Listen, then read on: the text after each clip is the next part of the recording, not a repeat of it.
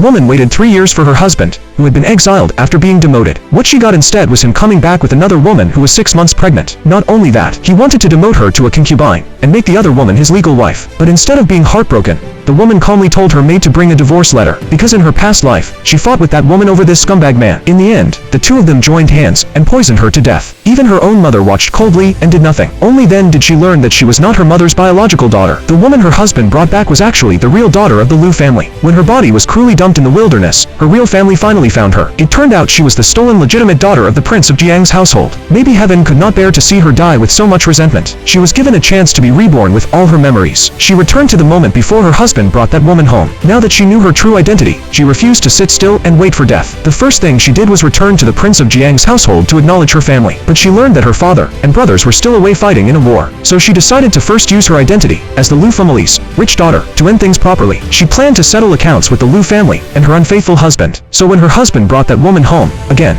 just like in her past life, and forced her to become a concubine once more, she calmly took out the divorce papers. She no longer wanted to fight with that scheming woman over a worthless man, but the scumbag husband refused to let her go. He thought she was just using this to force him to love only her. Even the maid could not stand it anymore. She spoke up and angrily talked back on her mistress' behalf.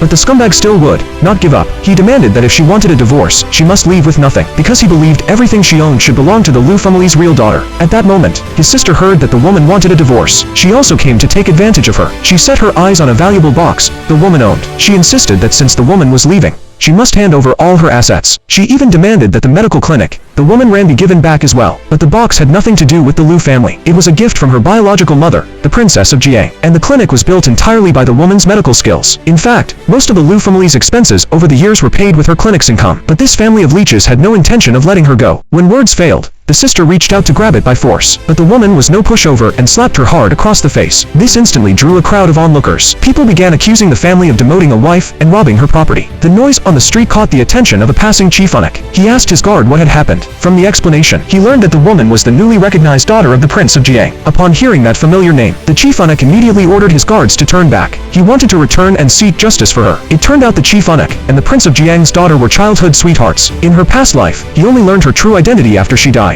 By then, it was already too late. After a